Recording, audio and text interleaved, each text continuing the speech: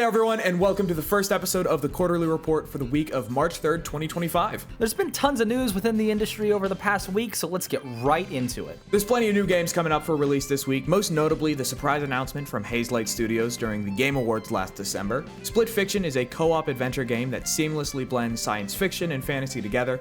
Hazelight has made a name for themselves with their split-screen co-op games and secured a number of nominations at the Game Awards between A Way Out and It Takes Two. $50, Split Fiction will release Thursday, March 6th on PlayStation, Xbox, and PC. Sorry, I guess you'll just have to wait around for the Switch too, Nintendo. Also announced at the Game Awards, Fragpunk, a 5v5 hero shooter developed by Bad Guitar Studio, a subsidiary of NetEase, who recently took over the hero shooter world following the release of Marvel Rivals back in December. A world saturated by hero shooters, Fragpunk found a way to set itself apart. Shard cards cause every single round to be completely different by changing the rules of physics, weapons, and the game itself. Fragpunk will be available free to play on consoles and PC Thursday, March 6th. Suikoden 1 and 2 are getting the HD remaster treatment almost 20 years after their original launch and will be available on all platforms March 6th.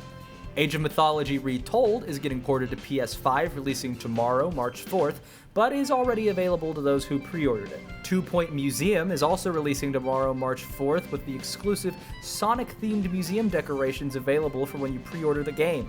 2 Point Museum will be the first full release from 2 Point Studios since 2 Point Campus in 2022. And if you like cozy farming sims as well as roguelike dungeon crawlers, check out Grimoire Groves from developer Stardust. Play as witches discovering magic, exploring a forest, and growing plant creatures.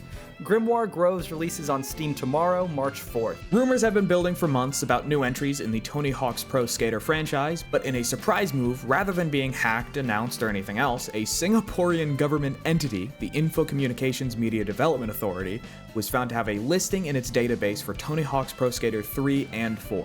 The webpage shows that the games are scheduled to release in 2025 on all platforms. To make the news more exciting, it looks like we may be getting a glimpse or announcement as soon as tomorrow with an Easter egg in Black Ops 6 of all places, hinting at the date of March 4th. It's a sad day for the Fable fans out there. In the newest episode of the official Xbox podcast, the Fable reboot, originally announced back in 2020, has been delayed to 2026. Craig Duncan, head of Xbox Game Studios, said that the move was intended to give Playground Studios more time to polish the game, as it's the first entry in the Fable franchise since Fable The Journey back in 2012. Fable The Journey was the last one? Yeah, it killed the franchise. Now a bad time to say that Fable The Journey was the first one I played. Yeah, probably a bad time. Yeah. In another surprise move by Xbox Game Studios, Forza Horizon 5 was announced to be receiving a PlayStation 5 release.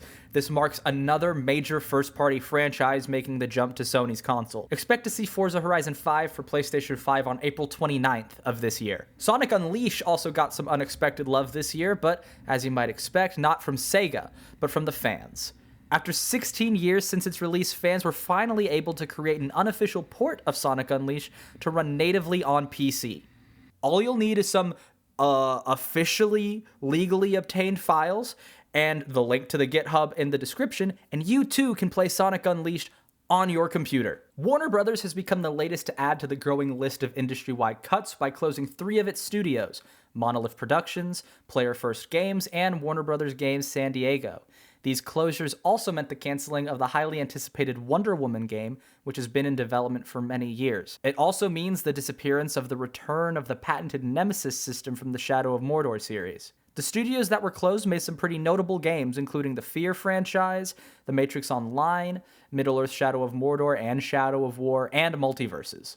Assassin's Creed Shadows has become the latest culprit of a major leak, with a user on Twitter by the name of Danny Stevens managing to get their hands on a copy of the game early. We can't show you any of the leaked footage, please don't kill us Ubisoft. Their initial impressions after about 11 hours of gameplay were that the game is well polished, describing it as Ghost of Tsushima with an Assassin's Creed feel and better stealth. They also said that it reminds them of Revelations and is, in their opinion, the best Assassin's Creed entry since Black Flag. Now for the moment I've been waiting for. The Pokemon Presents for Pokemon Day 2025 happened this last weekend.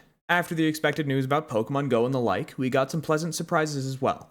Pokemon Concierge, the stop-motion animated Netflix series, has been announced for a second season coming out this September.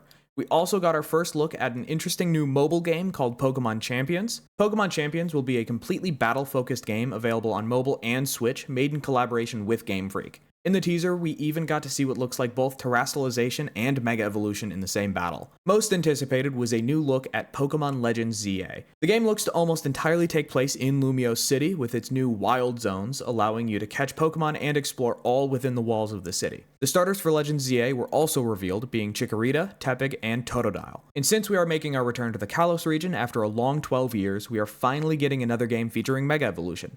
The biggest changes for Legends ZA seems to be in battle mechanics, where instead of taking turns like a traditional JRPG or Pokemon entry, you and your Pokemon are able to move around in real time with each ability on its own individual cooldown, allowing you to dodge attacks and plan your attacks accordingly. Legends ZA is set to launch in late 2025, and we can expect it to be a dual launch for both the Switch and the Switch 2. Thanks for watching, and make sure to subscribe to stay up to date on all of the new gaming industry news with the Quarterly Report.